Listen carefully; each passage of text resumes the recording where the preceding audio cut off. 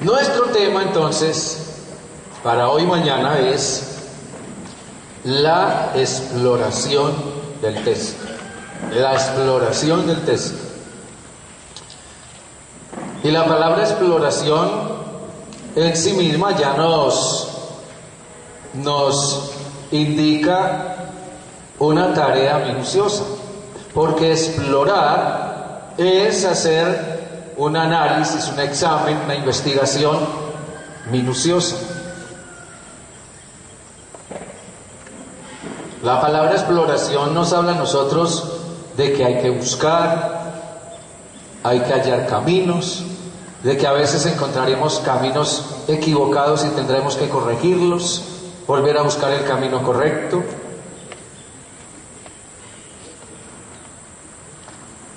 La palabra exploración nos recuerda aquellas grandes aventuras de los exploradores que hemos leído en los libros o que hemos visto en las películas, que querían llegar a un tesoro o querían llegar a determinado destino, pero tenían que buscar los caminos para poder llegar allá. Entonces, eso es lo que nos indica esto de la exploración del texto. Esto tiene que ver específicamente con cómo procesar el texto bíblico y cómo establecer y aplicar sus principios. Debemos tener presente que en lo que respecta a la predicación expositiva, el manejo del texto es esencial y que el manejo de ese texto, entiéndame eso bien mi hermano, mi hermana, el manejo de ese texto debe hacerse desde adentro del texto y no desde afuera del texto. Compréndame eso bien. Así que usted va a tener que tener la habilidad. Recuerdo que lo decíamos en el primer tema de homilética que vimos cuando hablamos de la invasión del texto. Lo decíamos, tenemos que meternos en el texto y tenemos que comenzar a trabajar desde adentro de él para procurar sacar a luz la verdad del texto. Entonces, todo eso es lo que tiene que ver con este aspecto del texto. Bueno, quiero que observen esta reflexión. El expositor que representa a Dios cumple funciones comparables con las de los exploradores, detectives, historiadores, rastreadores e investigadores. Es muy importante aquí tener presente que el expositor, y esto es un calificativo de muy alta condición, ¿verdad? El predicador es un expositor. Yo simplemente muestro, saco a la luz lo que el Espíritu Santo me va guiando a sacar a la luz del texto. Soy un expositor simplemente. El expositor representa a Dios. Esto también es sumamente importante. El expositor representa a Dios. El expositor no está para agregarle ni para quitarle a lo que Dios ha dicho. El expositor no está para corregir a Dios. El expositor simplemente está para sacar a luz lo que Dios ha dicho y hacerlo de una manera fiel. Por esa razón, el expositor representa a Dios. Pero miren ustedes, cumple funciones comparables con las de un explorador, como decíamos hace un rato, un detective, un historiador, un rastreador o un investigador. Déjenme mostrarles estos dos modelos. Yo creo que todos conocemos en alguna manera la historia de este personaje ficticio creada por el novelista británico Ian Fleming, el famoso Sherlock Holmes, ¿verdad? A mí ese personaje siempre me ha llamado la atención Incluso hace buen tiempo ya que leí una novela de Sherlock Holmes. Y es increíble cómo él puede resolver los crímenes más intrincados, más enredados, más complejos, ¿verdad? Simple y sencillamente examinando, investigando, deduciendo, porque Sherlock Holmes tiene una capacidad deductiva impresionante, genial, ¿verdad? En la que todo simplemente lo limita a decir esto es demasiado elemental.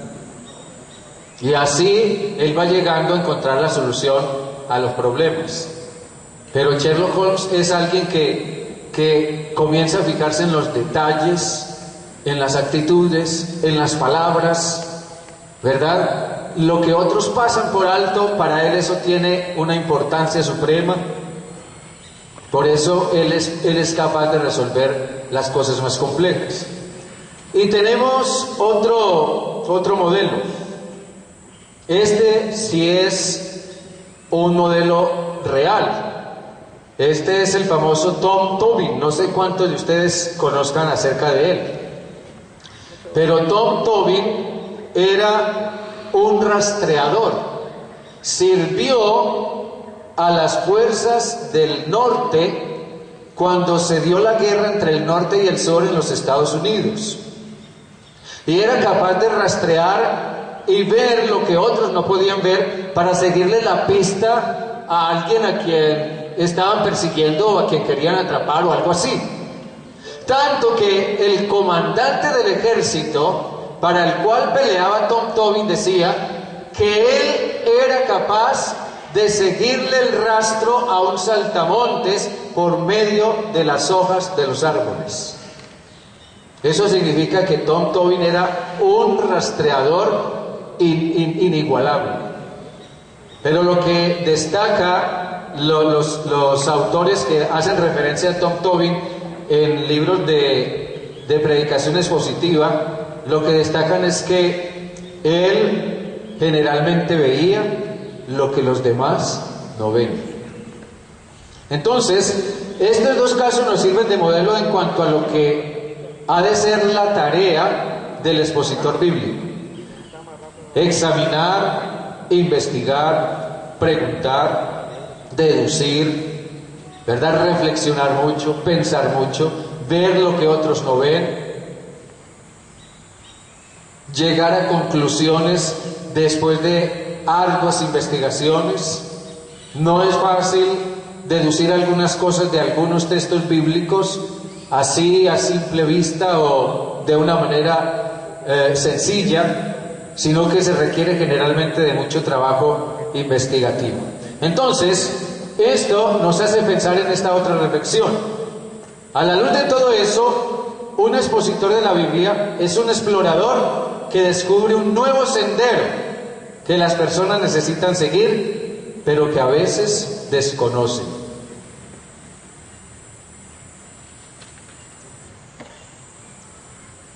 Yo una vez leí la historia de un viajero que contrató a un indígena para que lo guiara a través de caminos que él no conocía.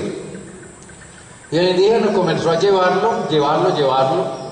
hasta que llegaron a un punto en el que el indígena que estaba sirviendo de guía parecía estar confundido.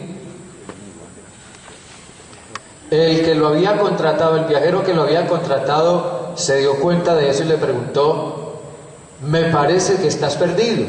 ¿Estás perdido? Y el indígena respondió: indio, no perder; camino, estar perdido.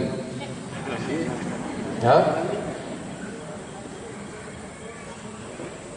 El indio no se pierde, el que se pierde es el camino. ¿Sabe por qué digo esto? Porque a veces a nosotros nos pasa así como a ese indígena. No, yo soy un gran predicador, yo soy capaz de predicar y decir las cosas como son y decirlas claramente. Pero ¿qué tal si no es así? ¿Qué tal si nosotros estamos perdidos? Si estamos perdidos en lo que estamos predicando, entonces ¿cuánto más perdida no estará la iglesia o la gente a la que le estamos predicando? Tenemos que reconocer que a veces no es el camino el que se nos pierde. A veces los que nos perdemos somos nosotros. Y por esa razón estamos aquí, porque tal vez hemos venido por el camino equivocado en lo que respecta a la preparación de sermones que realmente edifiquen y llenen a la gente. Entonces, el predicador, el expositor, es uno que descubre como un explorador un nuevo sendero que las personas necesitan seguir, pero que a veces desconocen. Bueno, entonces, aquí es muy importante mantener en mente esta relación. La relación entre la hermenéutica, yo pienso que ya ustedes tienen algunas muy buenas bases hermenéuticas. La relación que existe entre la hermenéutica, que son las reglas de interpretación bíblica, la exégesis y la exposición. Miren ustedes que este es un proceso progresivo, es un proceso en ascenso.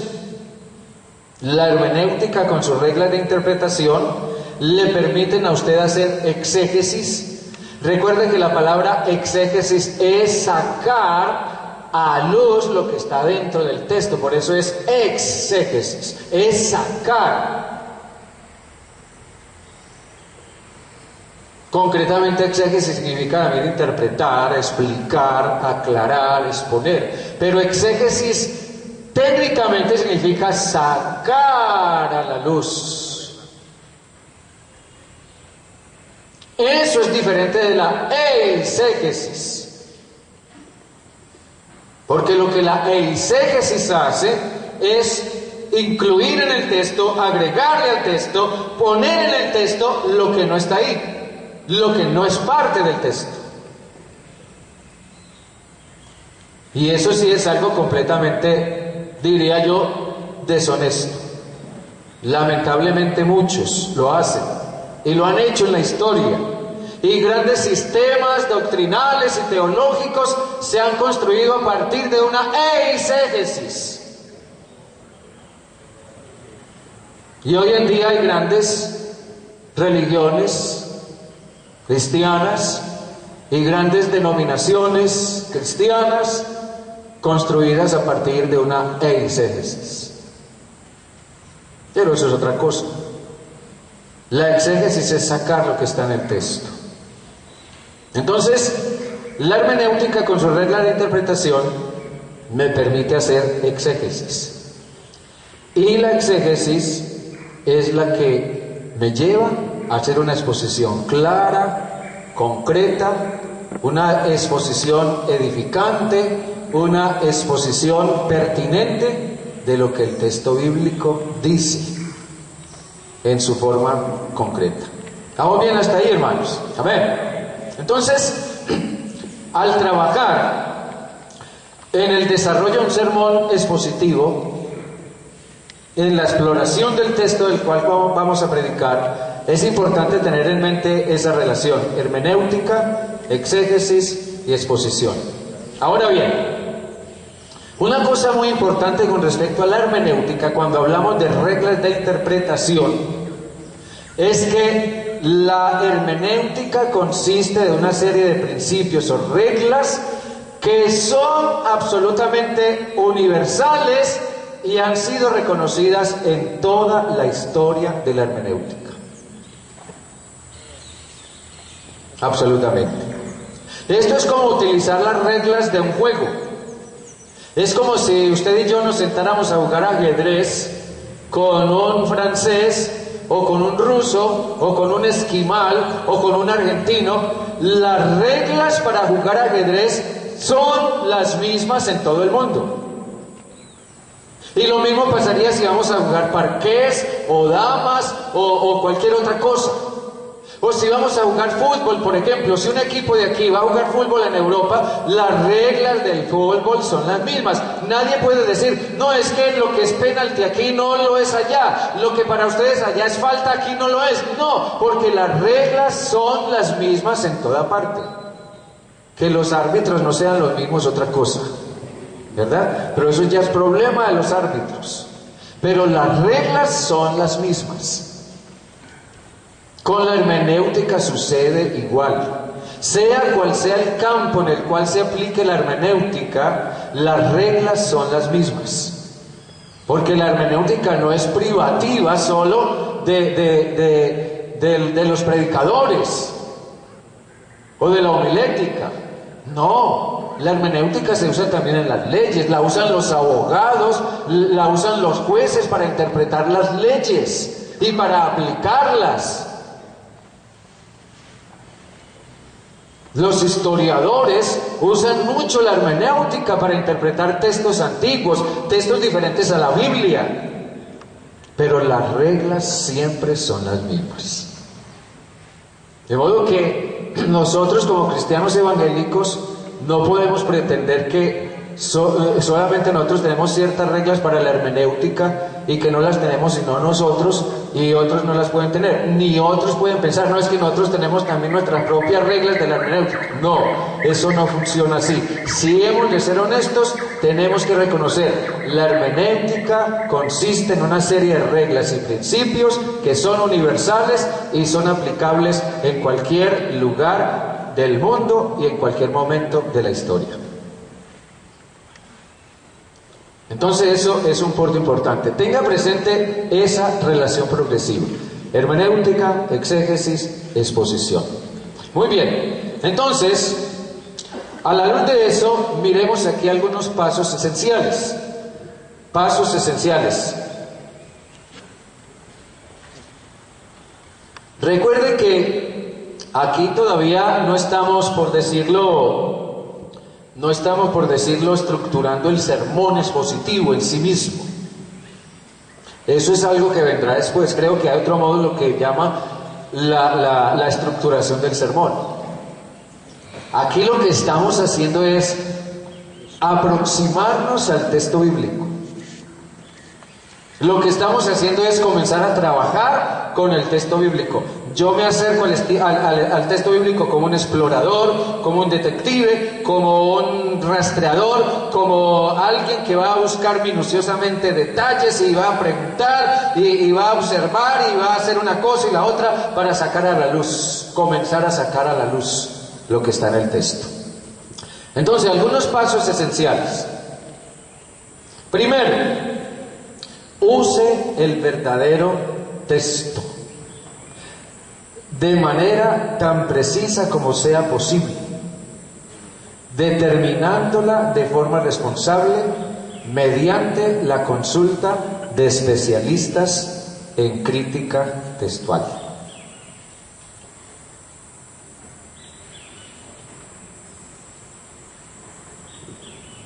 Yo creo que lo más importante con respecto al texto es ser precisos. Puede ser que usted y yo, o varios de nosotros, miramos un texto bíblico desde diferentes perspectivas, ¿sí? Y eso es lo natural.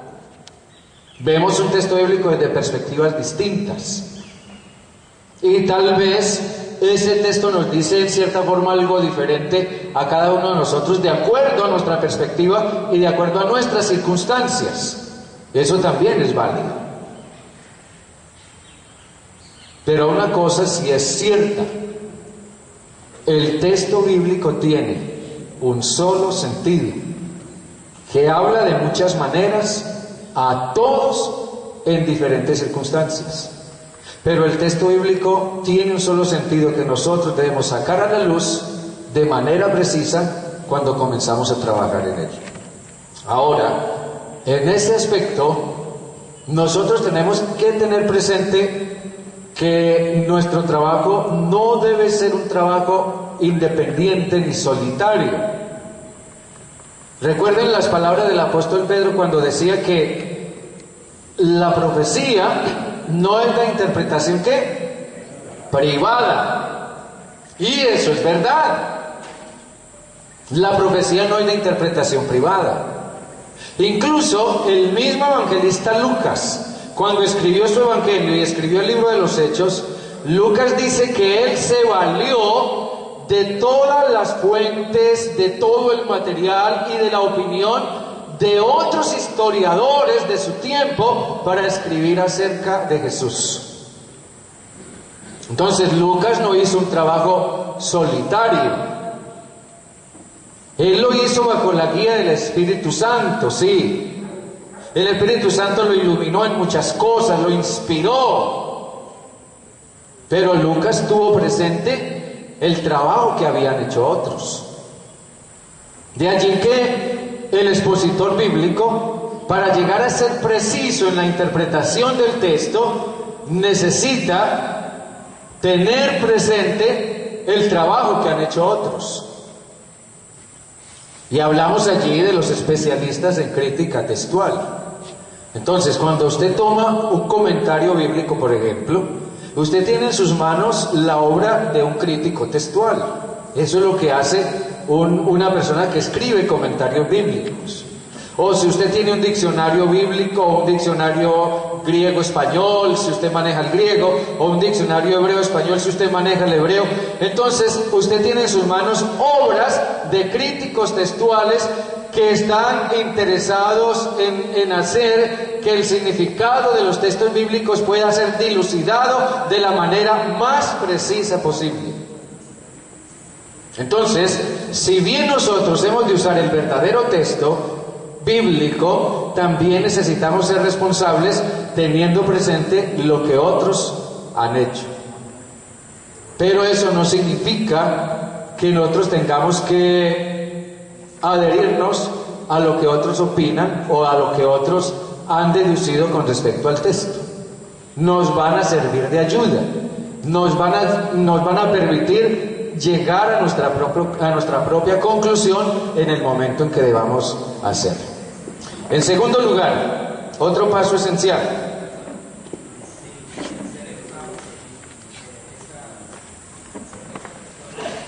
Sí, claro, sin depender excesivamente de los críticos textuales, pero sí necesitamos de su ayuda, y ahora más adelante vamos a ver cómo y por qué. En segundo lugar, emplee la ciencia de la hermenéutica. Emplee la ciencia de la hermenéutica. Emplee la ciencia de la hermenéutica con sus principios de interpretación. Es lo que decíamos ahora con respecto a la hermenéutica. Usted necesita conocer bien no solo qué es la hermenéutica, sino también cuáles son los principios de la hermenéutica y cómo se usan esos principios. Eso lo vamos a ver más luego. Emplee la ciencia de la hermenéutica con sus principios de interpretación. Tercero, permita que estos principios expongan el significado de un pasaje. Permita que estos principios expongan el significado de un pasaje. Nosotros podríamos decir que esos principios de la hermenéutica son como llaves que van abriendo ciertas cerraduras, ciertas puertas, y van sacando a la luz algo va saliendo a la luz. Pero eso significa también que nosotros tenemos que aprender a dejar de lado nuestros propios prejuicios. Necesitamos aprender a dejar de lado nuestras propias preconcepciones acerca del texto. ¿Ya? Permita que esos principios expongan el significado del pasaje. Y cuarto, predique la exposición que fluye de ese proceso. Cuando usted usa el verdadero texto bíblico, cuando busca hacerlo de manera precisa lo que el texto significa, cuando usted consulta a los especialistas en crítica textual, cuando usted usa la hermenéutica con sus principios universales, cuando usted permite que los principios vayan sacando a la luz el significado del pasaje, entonces va fluyendo, de ese proceso va fluyendo una exposición concreta, clara y pertinente. Se tiene que tener presente ese aspecto. Es un proceso del cual va surgiendo algo que va siendo o va teniendo un significado inmensamente grande. Ahora, aquí hay un punto muy importante con respecto al cuarto aspecto. La predicación expositiva, en última instancia, lo que tiene como propósito final es ser absolutamente contextual. Entiéndame eso bien. La predicación expositiva está encaminada en última instancia a ser absolutamente contextual.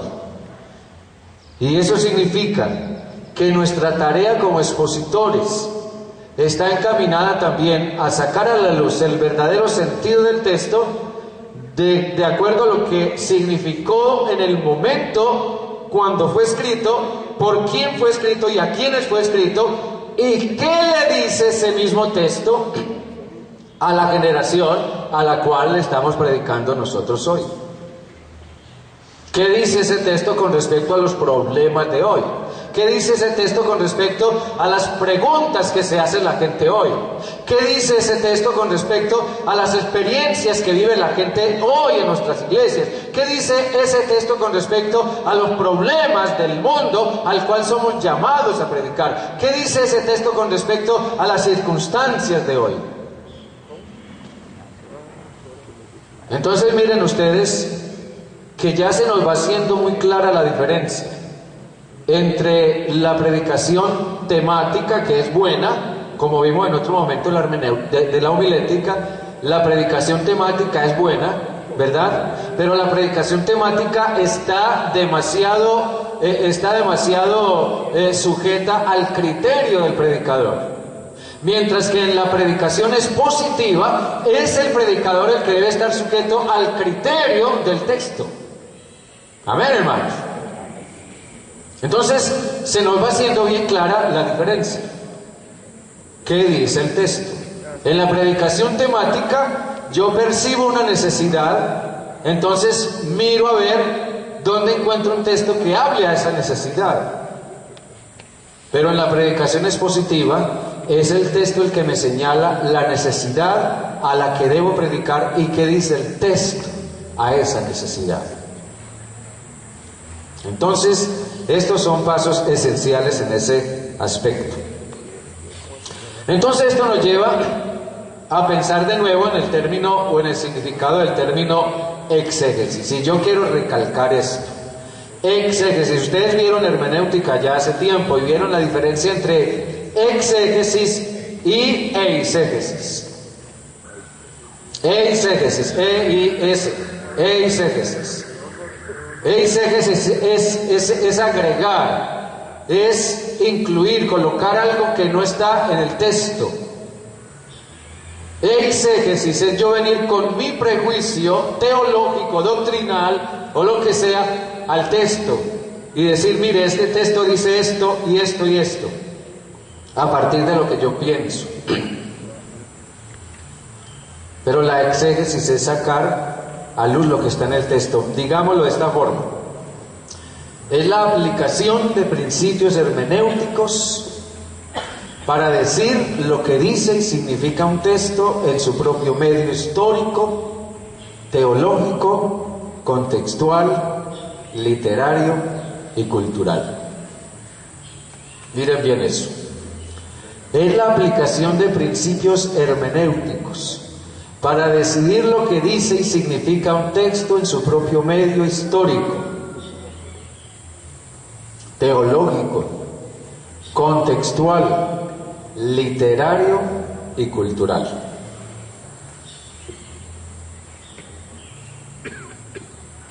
Eso es exégesis.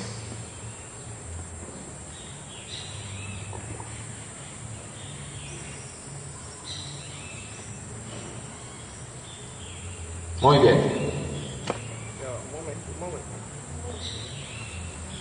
¿Cambio?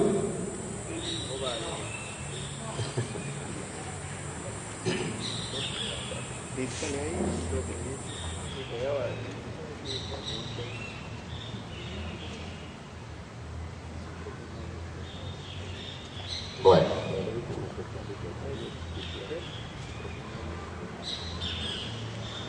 Ahora bien, otra cosa que quiero recalcar.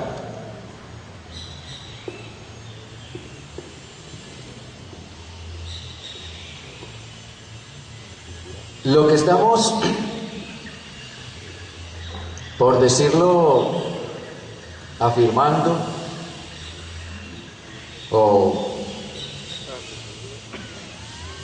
haciendo concreto y que tiene una íntima relación con la predicación expositiva es el método de interpretación. Existen por lo menos tres o cuatro grandes métodos interpretativos que han utilizado muchos para sacar, entre comillas, a la luz lo que determinado texto dice. Entonces está, por ejemplo, no voy a entrar en detalles, pero está, por ejemplo, el método de filosofía de la historia. Algunos piensan que la historia es un desarrollo de acuerdo a una serie de criterios que se van estableciendo de tiempo en tiempo y que van a llegar o van a llevar a un final. Filosofía de la historia. Está el método alegórico. Pensar que hay significados ocultos en los textos bíblicos y que hay que sacar a la luz a través de una serie de cuentas y de cálculos o de reflexiones, el método alegórico. Está el método dispensacionalista. Ve la historia dividida en etapas. Ya se cumplió esa primera etapa, se cumplió la segunda, se cumplió la tercera, la cuarta, ahora estamos en tal etapa de la historia. Son métodos interpretativos. Pero el método que yo diría es el método por excelencia para la interpretación de un texto bíblico es el método gramático histórico. Miren bien, el método gramático histórico tiene por objeto hallar el significado de un texto sobre la base de lo que sus palabras expresan en su sentido llano y simple, a la luz del contexto histórico en que fueron escritas.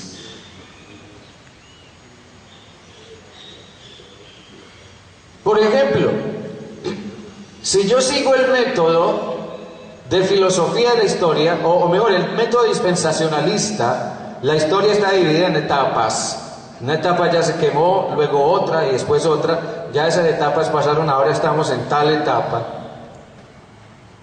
Entonces el problema con ese método de interpretación bíblica es que el sentido del texto bíblico está supeditado solo a la etapa en que ese supuesto texto se dio y que ya pasó. Y eso no tiene sentido, porque el Señor Jesucristo dijo: el cielo y la tierra pasarán, pero mis palabras no pasarán. Y si la palabra de Dios le habló al mundo antiguo, en el Antiguo Testamento o en el tiempo de Jesús, y les dijo algo que llenó sus vidas y llenó sus corazones, esa misma palabra, sin excepción alguna, habla también a las generaciones de hoy y le hablará a las generaciones de mañana, porque sigue siendo la misma palabra de Dios en diferentes momentos, en diferentes circunstancias, en diferentes contextos, pero sigue siendo la misma palabra de Dios. Entonces, el método gramático histórico tiene que ver con eso. Vuelvo y repito, tiene por objeto hallar el significado de un texto sobre la base de lo que sus palabras expresan en su sentido llano y simple, a la luz del contexto histórico en que fueron escritas.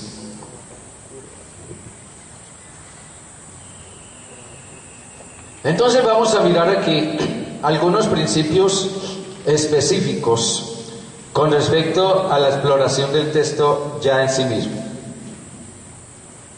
Principios específicos. Estos principios específicos tienen como fin guiar al intérprete en la exploración del texto. Recuerden, estamos explorando el texto. Todavía no estamos estructurando el sermón, estamos explorando el texto. Entonces, miremos algunos principios específicos. Primero, el uso hábil de buenas herramientas. El uso hábil de buenas herramientas. Decíamos ahora rato, es bueno apelar a lo que han hecho los críticos textuales. Es bueno. Nosotros necesitamos consultar diccionarios, necesitamos consultar comentarios, necesitamos consultar léxicos, necesitamos consultar muchas cosas como parte de nuestra tarea exploratoria del texto. Pero también necesitamos tener presente qué material consultamos, a quiénes consultamos y cómo interpretamos o aplicamos lo que otros han dicho. ¿Ven ustedes? Y allí lo que el hermano notaba ahora rato. Nosotros debemos procurar mantener la distancia. Si bien yo consulto a un especialista o a un crítico textual con respecto al significado de una palabra o al significado de un verbo o al significado de un cierto texto en ciertas circunstancias, si yo lo consulto, debo tener presente lo que me dice, pero también debo mantener la distancia para asegurarme de que realmente lo que él dice está de acuerdo con lo que el texto dice. O si no, hay otro sentido que yo pudiera encontrar en el texto. Entonces, en esa forma, si bien yo entro en cierto trato con el texto, estoy ayudándome de lo que otros han dicho, pero yo tengo que procurar llegar a mi propia conclusión, sin depender necesariamente de lo que otros dicen. Entonces, el uso hábil de buenas herramientas. Cuando hablo de herramientas me refiero a comentarios, versiones bíblicas, a diccionarios, léxicos, en fin, todo este tipo de cosas. Es bueno tener esas herramientas y usarlas, pero hay que usarlas de una manera hábil, ¿ya? Veamos un ejemplo aquí. Déjenme seguir con la lista acá. Entonces, lo otro es lo que la Biblia dice en su contexto. Eso vamos a mirarlo un poco más adelante. El análisis gramatical. Esto también es un principio específico muy importante. El significado de las palabras. El distinguir lo literal de lo simbólico. La revelación progresiva. La ayuda bíblica para interpretar y considerar las costumbres bíblicas. Miren esos principios específicos. El uso hábil de buenas herramientas, lo que la Biblia dice en su contexto, el análisis gramatical, el significado de las palabras, distinguir lo literal de lo simbólico, la revelación progresiva, ayuda bíblica para interpretar y considerar las costumbres bíblicas. Entonces vamos a mirar cada uno de esos principios en una forma muy especial. Miremos el primero. El uso hábil de buenas herramientas. El uso hábil de buenas herramientas. Esto nos lo comparte John MacArthur en su libro La predicación expositiva. Él dice que en una ocasión un predicador estaba hablando acerca del diablo. En alguna forma su tema tenía que ver con el diablo. Y él dijo en forma correcta que la palabra diablo viene del griego diabolos. Y eso es correcto. Y que la palabra diabolos está formada de dos raíces. La palabra dia y la palabra balos.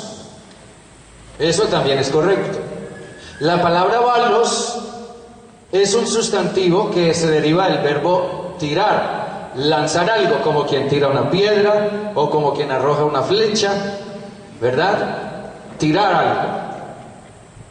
Balos viene de bal, tirar, y como tal se convierte en un sustantivo. Entonces, día y balos. Entonces el predicador estaba predicando acerca de esto cuando también decidió explicar que él había descubierto que la palabra día significa debajo, y que por tanto el diablo es alguien a quien Dios ha tirado abajo, ha tirado por debajo de nosotros, y a quien nosotros podemos pisotear y sobre quien en alguna forma tenemos autoridad, decía el predicador. Al principio el predicador estaba en lo correcto, pero estaba tremendamente equivocado con respecto a la palabra día. Porque si el predicador aquel hubiera consultado diccionarios más confiables o hubiera consultado especialistas más confiables, encontraría que la palabra día es un término que se deriva del verbo dúo, que significa dos, o significa entre, o significa a través, y también significa dividir o poner dos extremos en oposición. La palabra día se deriva del verbo dúo. Entonces, día viene a significar básicamente mediante o a través de algo, pero nunca debajo o nunca abajo. La palabra para abajo o para debajo que se usa en el griego del Nuevo Testamento es la palabra hupo, que significa debajo. Entonces, diabolos en griego, en realidad significa acusador, difamador o el que denigra. El diablo es el que causa división. El diablo es el que hace que dos extremos se opongan entre sí, porque su tarea y su trabajo es ese. ¿Ven ustedes? Miren ustedes la diferencia tan sutil entre decir que el diablo es alguien a quien Dios ha tirado y está debajo, a decir no, el diablo es, la palabra diablo en realidad significa acusador, porque acusa, el difamador porque difama, y el denigrador porque denigra. ¿Qué es lo que el diablo hace? ¿Vamos bien, hermanos? ¿Ya? Muy bien. Eso con respecto al uso hábil de buenas herramientas. Si usted va a consultar diccionarios o comentarios, está bien, hágalo. Pero nosotros necesitamos aprender a asegurarnos de que los diccionarios o comentarios que consultamos son realmente confiables. Son realmente confiables.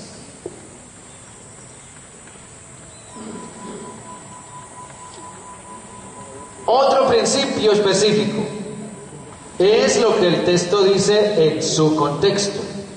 Lo que el texto dice en su contexto. Ya nosotros sabemos que el contexto de un texto es lo que está antes del texto y lo que está después del texto.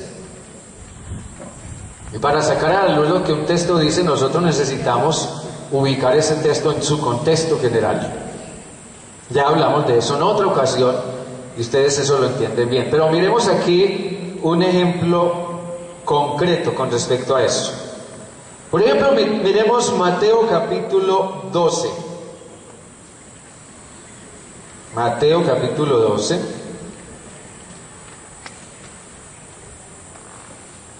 Capítulo 12. Allí dice en el versículo 38: entonces respondieron algunos de los escribas y de los fariseos diciendo: Maestro, deseamos ver de ti una señal. Él respondió y les dijo, versículo 39: la generación mala y adúltera demanda señal, pero señal no le será dada, sino la señal del profeta Jonás. Como estuvo Jonás en el vientre del gran pez 3 días y 3 noches, así estará el Hijo del Hombre en el corazón de la tierra 3 días y 3 noches. Qué bien, ¿verdad? Entonces aquí hacemos referencia también a predicadores que hemos escuchado decir ciertas cosas. Entonces hay quienes hoy, y esto es una realidad, hay quienes hoy quieren desvirtuar, miren esto bien, hay quienes quieren desvirtuar que Jonás haya sido o pudiera ser considerado un tipo verdadero o auténtico de Jesús. Entonces, si nosotros dijéramos o llegáramos a la conclusión, sí, definitivamente Jonás no puede ser tenido como tipo de Jesús, porque hay cosas que se dan en Jonás pero no se dan en Jesús, hay cosas que se dan en Jesús pero no se dan en Jonás, entonces no puede Jonás ser tenido como tipo de Jesús. Si llegáramos a esa conclusión, desvirtuaríamos la Escritura, no solo en esa parte sino toda. Entonces hay quienes dicen que para que Jonás pudiera ser verdaderamente tenido como tipo auténtico de Jesús, Jonás tenía que haber muerto. Pero Jonás no murió. Jonás estuvo 3 días y 3 noches en el vientre del gran pez, que entre otras cosas no era una ballena, o al menos el texto no dice que era una ballena. Se habla de la ballena de Jonás, pero el texto no dice que era una ballena. Era un pez muy grande. Pudo haber sido una ballena, yo no sé, pero de todas maneras dice que era un gran pez.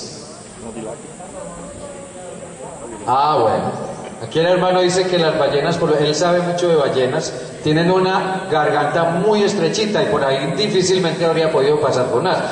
Y Jonás estuvo en el vientre del pez. Entonces Jonás estuvo 3 días y 3 noches en el vientre de ese pez, pero Jonás no murió. En cambio, Mateo dice que Jesús estuvo 3 días y 3 noches en el corazón de la tierra, pero Jesús sí murió. Entonces, lo que algunos críticos y predicadores insisten en decir es: Jonás no puede ser tipo de Jesús porque Jonás no murió, Jesús sí murió. Pero miren ustedes esto. En el versículo 39, Jesús habló de Jonás como ¿qué? Como una señal. Jesús habló de Jonás como una señal. ¿Ya? Y esa señal, según lo que nos dice el resto del texto, esa señal no se refiere a la muerte de Jonás. Esa señal se refiere al tiempo que Jonás estuvo en el vientre del pez. Por eso Jesús dice bien claro: le será dada la señal del profeta Jonás, porque estuvo Jonás en el vientre del pez 3 días y 3 noches. Jesús no dijo: porque así como Jonás murió, yo voy a morir. No, Jesús dijo: así como Jonás estuvo 3 días y 3 noches en el vientre del pez, así el Hijo del Hombre va a estar 3 días y 3 noches en el corazón de la tierra. Entonces, la señal no tenía que ver con la muerte o la vida de Jonás, sino con el tiempo que Jonás estuvo en el corazón del pez y Jesús estuvo en la tumba. ¿Ven? Cuando uno mira estos aspectos tan aparentemente sutiles, puede que eso nos parezca a nosotros cosas sin mayor importancia, pero créanme, hermanos, son precisamente detalles como esos los que nos pueden llevar a nosotros a hacer interpretaciones equivocadas que van a dar un mensaje falso y van a comenzar a construir sistemas equivocados. Porque si usted se equivoca, por ejemplo, si usted se equivoca en una coma, en un punto y coma, o si usted se equivoca en el significado de una palabra, va a afectar todo lo demás que usted pueda predicar. ¿Vamos bien? Amén. El contexto. Veamos aquí otra cosa. Miremos, por ejemplo, Efesios 5:18, un pasaje que nosotros conocemos muy bien. Efesios 5:18.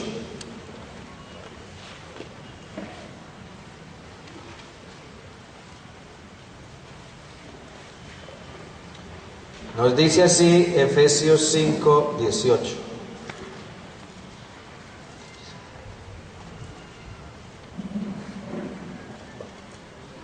Dice, no os embriaguéis con vino. Bueno, podemos comenzar desde el 17. Dice, por tanto, no seáis insensatos, sino entendidos de cuál sea la voluntad del Señor. No os embriaguéis con vino, en lo cual hay disolución, antes bien sed llenos del Espíritu, hablando entre vosotros con salmos, con himnos y cánticos espirituales, cantando y alabando al Señor en vuestros corazones, dando siempre gracias por todo al Dios y Padre, en el nombre de nuestro Señor Jesucristo. Tomemos ese texto. No os embriaguéis con vino, en lo cual hay disolución, antes bien sed llenos del Espíritu. Nosotros nos encontramos ahí con una construcción gramatical muy interesante. Y aunque no hemos llegado a ese punto todavía, pero lo que sí necesitamos ver ahí, ante todo, es una construcción gramatical. Nosotros hemos acostumbrado a la expresión no os embriaguéis con vino. Bueno, eso está bien. Eso desde el punto de vista ético y moral está bien, bíblicamente hablando. No os embriaguéis con vino. Se supone que el creyente cristiano ha dejado de ser un borracho y no tiene por qué andar emborrachándose otra vez. No tiene por qué andar consumiendo licor, eso está perfectamente bien. Pero lo que el texto en realidad nos dice no se refiere meramente a darnos un imperativo con respecto a no embriagarnos. No es a eso a lo que se refiere el texto, meramente a que el creyente cristiano no se embriague, o no tome vino, o no tome licor. Miren bien, la expresión no os embriaguéis con vino, gramaticalmente hablando, está supeditada al antes bien. Si usted lo mira bien, gramaticalmente hablando, no os embriaguéis con vino, antes bien sed llenos del Espíritu. Entonces eso nos lleva a nosotros a hacer una serie de reflexiones y deducciones. Yo nunca tomé licor, eso sí, yo nunca tuve, afortunadamente. Afortunadamente, nunca tomé licor en mi vida, ¿verdad? Eso sí, nunca tuve yo. Pero sí sé qué es lo que se necesita para emborracharse. Díganme una cosa, ¿cómo se emborracha una persona? ¿Cómo? ¿Tomando qué? Sí, tomando licor. ¿También se emborracha fumando tabaco? Ah, caramba. Tomando licor se emborracha una persona. Sí, pero ¿cómo? ¿Cómo? Tomando mucho. Ah, bueno. Miren, ¿cómo se emborracha una persona? Tomando licor, sí, pero ¿cómo? Poco a poco. Poco a poco. Alguien me preguntó una vez por allá, me hicieron una broma. ¿Cómo hace uno para comerse un elefante? ¿Comernos un elefante? Sí, ¿cómo? Pues poco a poco. ¿Cómo se emborracha una persona? Poco a poco. Un trago va, otro trago va, otro trago va. ¡Claro! Usted no se toma un trago y si quiere pruébelo, usted verá. Pero usted se toma un trago y por eso ya usted no puede decir que ya es un borracho, ya está borracho. No, un solo trago no lo emborracha. Pero si usted se toma otro y después otro y así va pasando 1 hora y 2 horas o tal vez todo un día o qué sé yo, usted va tomando, claro, poco a poco usted se va emborrachando. El licor va tomando posesión de su cuerpo, va llenando su sangre, se le va subiendo al cerebro y comienzan a pasar una serie de cosas y usted se emborracha poco a poco.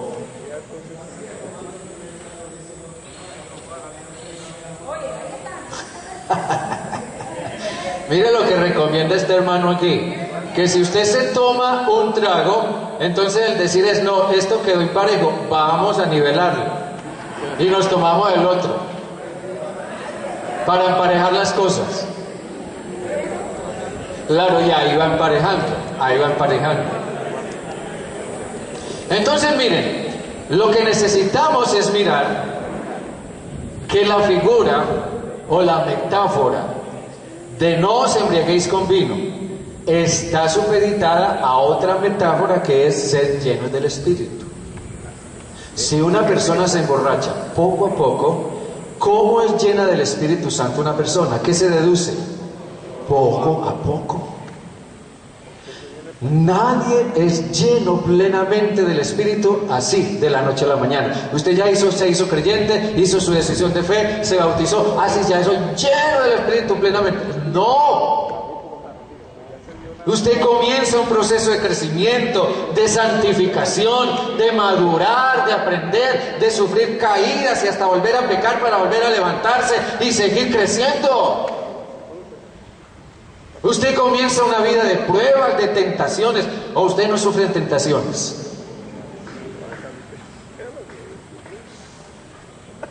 Un predicador preguntó una vez, y yo estuve ahí hace poco, digan aquí amén los que no sufren tentaciones, y más de uno dijo amén. Ay, sí, Señor. No, nosotros somos llenos del Espíritu poco a poco. Y el contexto nos indica que es así. Ahí en Efesios 5, porque dice, mire lo que dice Pablo: antes bien sed llenos del Espíritu. Y mire usted los infinitivos, estoy en lo correcto. Mire usted los infinitivos, creo que son infinitivos: hablando, cantando, alabando, dando o agradeciendo. Gerundios, perdón, gracias hermano. Gerundios. Mire, aquí tenemos un profesor. Gerundios. ¿Cómo es una persona llena del Espíritu Santo? Cuando canta, cuando alaba, cuando ora, cuando obedece. ¿Sí o no? Cuando una persona se mantiene cerca del Señor, cuando es una persona que sabe darle gracias a Dios por todo, el Espíritu Santo lo llena. Amén. Entonces somos llenos del Espíritu poco a poco. Muy bien. Es lo que encontramos nosotros con respecto al texto dentro de su contexto. Muy bien. Otro principio específico, y es el de la gramática. Vamos a comenzar a introducirnos aquí un poquito en el aspecto de la gramática. La gramática.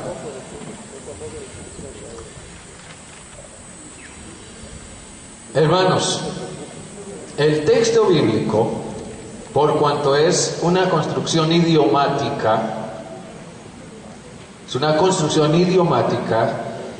es una estructura gramatical.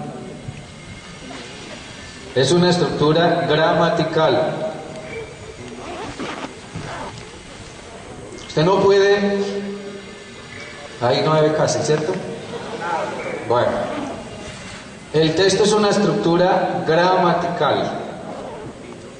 Y como estructura gramatical tiene sustantivos, adjetivos, hay un sujeto, hay un predicado, hay un verbo o unos verbos, hay conjunciones, preposiciones,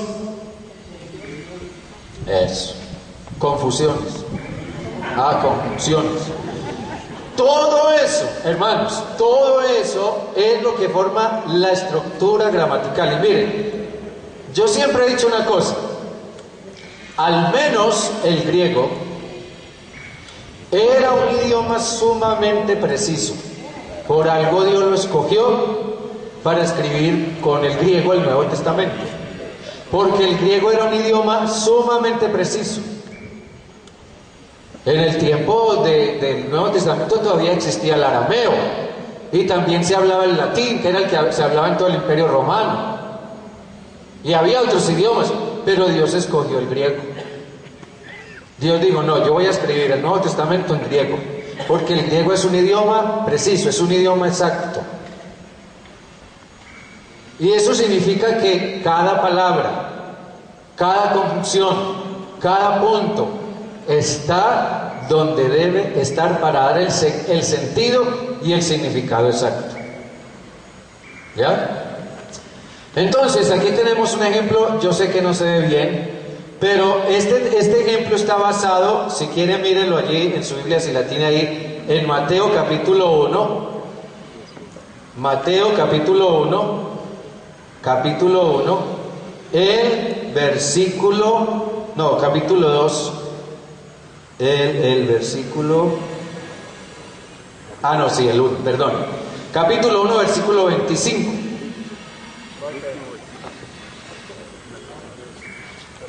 Y yo traigo a referencia este texto porque hoy en día, al menos en los círculos teológicos y por iniciativa de la Iglesia Católica, se ha puesto muy de moda otra vez el tema de la perpetua virginidad de María, que eso pues es una creencia muy arraigada en el catolicismo.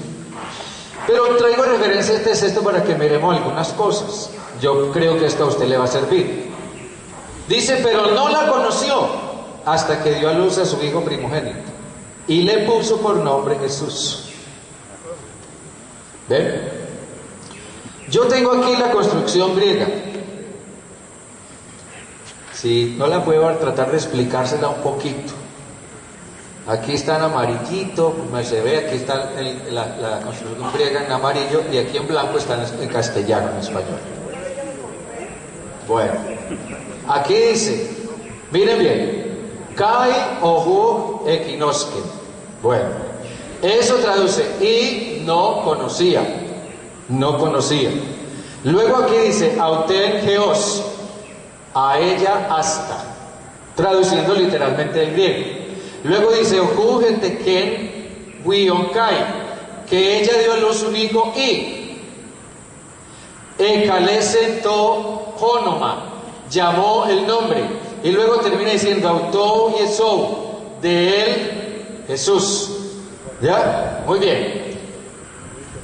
Quiero que si no lo ven, entonces escuchen. Generalmente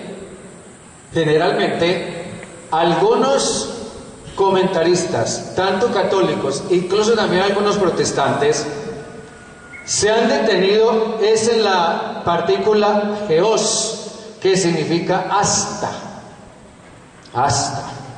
Entonces, según los exégetas estos, utilizan o se refieren a la palabra geos, que significa hasta, diciendo que ese hasta no implica necesariamente que María y José hubieran tenido relaciones sexuales posteriores al nacimiento de Jesús. Ellos dicen, no, eso no implica necesariamente eso, porque la expresión geos no da lugar a eso, dicen ellos.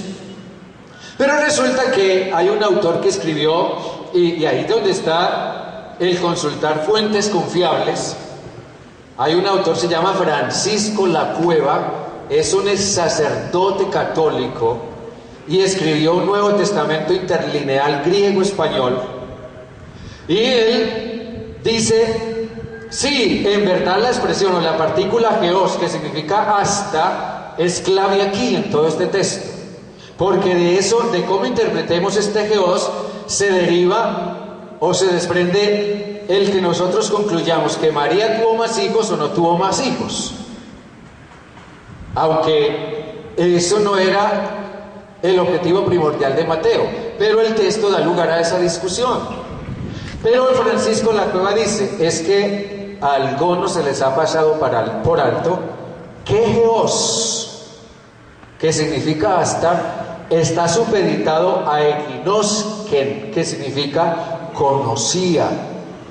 Y la expresión o la palabra eginosken es un pretérito indefinido. Allí donde vamos entrando en la gramática. Eginosken es un pretérito indefinido. ¿Qué significa un pretérito indefinido? Significa, refiriéndose a una situación pasada, se refiere a una acción que no se realizó durante cierto tiempo, pero que a partir de ese momento comenzó a realizarse. Eso es lo que significa un pretérito indefinido. Yo podría decir, yo ayer no estaba aquí, yo ayer no había llegado aquí, pero a partir de ayer a las 6 de la tarde estoy aquí. Hay algo que todavía no había sucedido, pero a partir de un momento dado comenzó a suceder. Lo que Francisco Lacueva dice es: eginosken, como pretérito indefinido, nos señala exactamente el tiempo durante el cual José y María no hicieron vida marital, o sea, antes de que naciera Jesús. Pero también nos indica que a partir de ese momento comenzaron una vida marital normal, después de que nació Jesús. ¿Amén? ¿Ya claro? Entonces la clave está entre la relación gramatical o sintáctica que hay entre eginosken, que significa conocía, y geos, que significa hasta. Esos dos términos son supremamente claves ahí. ¿Cómo, hermano? Ah, bueno, miren lo que dice el hermano: aprendan, pastores, es eso, ¿no? Muy bien. Otro principio específico: el significado de las palabras. El significado de las palabras. El significado de las palabras es muy importante en el texto. Siendo que el griego es un idioma exacto, cada palabra tiene su significado dentro de ese texto según el propósito que Dios le dio. Yo no puedo cambiarle el significado a una palabra porque sí. Miren,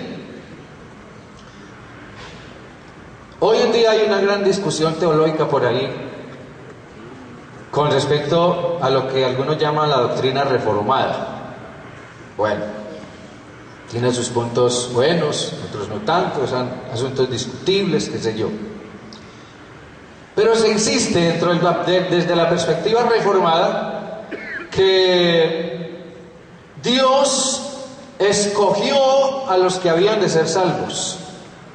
Los escogió, ya los escogió. Y a los que no escogió, esos están perdidos, porque Dios no los escogió. Complicado eso, ¿verdad? Entonces, yo recuerdo que hablaba con alguien una vez. ¿Y qué significa entonces? Porque de tal manera amó Dios al mundo. ¿Qué significa la palabra mundo ahí? ¿Significa todos o significa algunos? ¿Qué piensan ustedes? Todos. De tal manera amó Dios al mundo. Es todos. Todos. Es más, el apóstol Juan mismo, en 1 Juan, capítulo 1, dice que Jesús es la propiciación por los pecados nuestros y por los de todo el mundo. Pero yo hablaba con nuestros teólogos reformados y me decía, descaradamente me dijo, no, es que hay mundo no significa todos. Hay mundo significa unos cuantos. Y yo, ¿así? ¿Y eso? No. Yo no puedo cambiarle el sentido a una palabra para beneficiar mi posición teológica. ¿Qué tal? Ah, bueno, gracias, correcto, hermano. Sí, eso es verdad. Para que todo aquel que en él crea. Bueno. Entonces, el significado de las palabras es muy importante. Miremos, por ejemplo, la palabra león, que se usa mucho en la Biblia, entre otras. En la Biblia se usa la palabra león para referirse al león, el animal de la selva, y que es uno de los animales más temidos, más poderosos, más salvajes que uno pueda imaginar, ¿verdad? El león. Entonces de allí se ha tomado el león como figura, como metáfora, para referirse a otras cosas que manifiestan gran poder y que son temibles. Entonces, en la Biblia se utiliza la palabra león para referirse a Babilonia, a quien en Jeremías 4:7 se la ve como un aterrador invasor. Y Jeremías lo llama un león, el león que va a salir o va a venir del norte. Pero también Ezequiel se refiere a Israel o a un líder de Israel como un león. Y lo mismo, primera de Pedro se refiere a Satanás como el león, ¿qué? El león rugiente. Y en Apocalipsis, el león es Jesús, el león de Judá. Entonces miren ustedes, una sola palabra como esas se utiliza en diferentes contextos de acuerdo al sentido que el Espíritu Santo quiso que tuviera. Entonces, de acuerdo a ese sentido se debe interpretar la palabra león, ¿verdad? ¿Vamos bien, hermanos?